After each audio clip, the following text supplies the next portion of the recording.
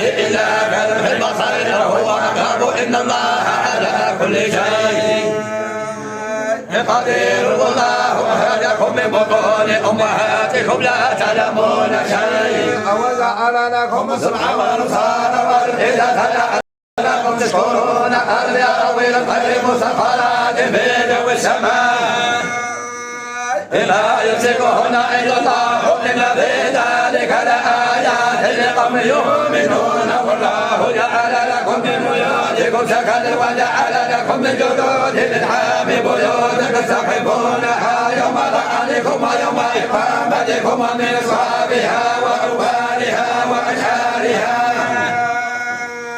أثاثا ومتاعا إلى حين. والله جعل لكم مما خلق ظلالا وجعل لكم من البيوت أكنافا وجعل لكم سرابيل تقيكم الحر وسرابيل تقيكم بأسكم كذلك يتم نعمته عليكم لعلكم تسلمون. فإن تولوا فإنما عليك البلاغ المبين يعرفون نعمة الله ثم ينكرونها وأكثرهم الكافرون. ويوم يبعث منهم من شهيد ولا يؤذن للذين كفروا ولا هم يستكبرون. وإذا رأى الذين ظلموا العذاب فلا يخفف عنهم ولا هم ينظرون. وإذا رأى الذين شركوا شركاء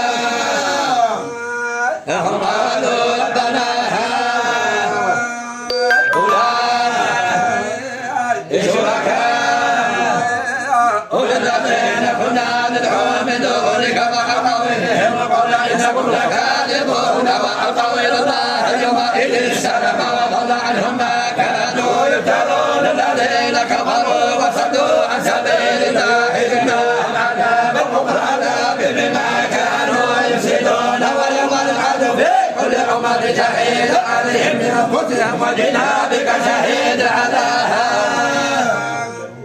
هؤلاء ونزلنا عليك الكتاب تبيانا لكل شيء وهدى ورحمة وبشرى للمسلمين. إن الله يأمر بالعدل والإحسان وإيتاء ذي القربى وينهى عن الفحشاء والمنكر يعظكم لعلكم تذكرون. وأوفوا بعهد الله إذا عاهدتم ولا تنقضوا الأيمان بعد توكيدها وقد جعلتم الله عليكم كفيلا. إن الله يعلم ما تفعلون. ولا تكونوا كالذين قالوا غزاها من بعد قوة كادوا تتخذون أيمانكم دخلا بينكم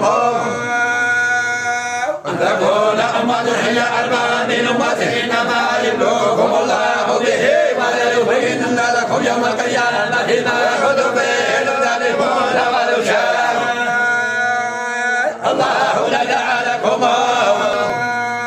أمة واحدة ولكن يضل من يشاء ويهدي من يشاء.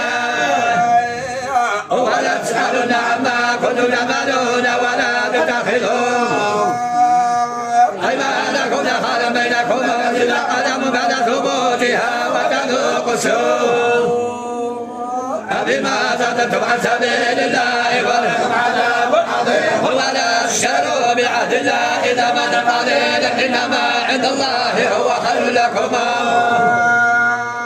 إن كنتم تعلمون ما عندكم ينفد وما عند الله باق ولا يزيد الذين صبروا أدرهم بأثر ما كانوا يعملون. من عمل صالحا من ذكر أو أنثى وهو مؤمن فلنحيينه حياة طيبة ولنزينهم أجرهم بأحسن ما كانوا يعملون. فإذا قرأت القرآن فاستعذ بالله من الشيطان الرجيم إنه ليس له سلطان على الذين آمنوا وعلى ربهم يتوكلون. إنما سلطانه على الذين يتولونه والذين هم به مشركون. وإذا بدلنا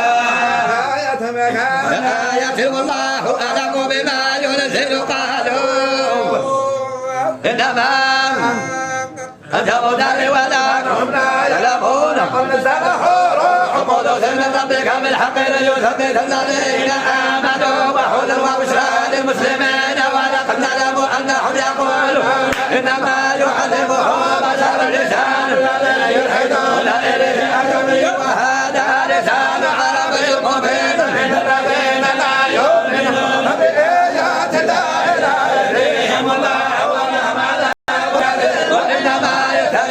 الذين لا يؤمنون بآيات الله وأولئك هم الكاذبون من كفر بالله من بعد إيمانه إلا من كره وقلبه مطمئن بالإيمان ولكن من شرح بكل صدر عليهم غضب من الله ولهم عذاب عظيم ذلك بأنهم استحبوا الحياة الدنيا على الآخرة وأن الله لا يهدي الكافرين أولئك الذين طبع الله على قلوبهم وسمعهم وأبصارهم وأولئك هم الغافلون لا جرم أنهم في الآخرة هم الخاسرون ثم إن ربك للذين حذروا من بعد ما فتنوا ثم جاهدوا وصبروا إن ربك من بعدها لغفور رحيم اليوم تأتي كل نفس تجادل عن نفسها وتوفى كل نفس ما عملوا وهم لا يظلمون وضرب الله مثل قرية كانت آمنة مطمئنة يأتيها رزقها رغدا من كل مكان فكفرت بأنعم الله فأذاقها الله نبات الجوع والخوف بما كانوا يصنعون ولقد جاءهم رسول منهم فكذبوا هم العذاب وهم ظالمون فكلوا مما رزقكم الله حلالا طيبا واشكروا نعمة الله إن كنتم إياه تعبدون إنما حرم عليكم الميتة والدم ولحم الخنزير وما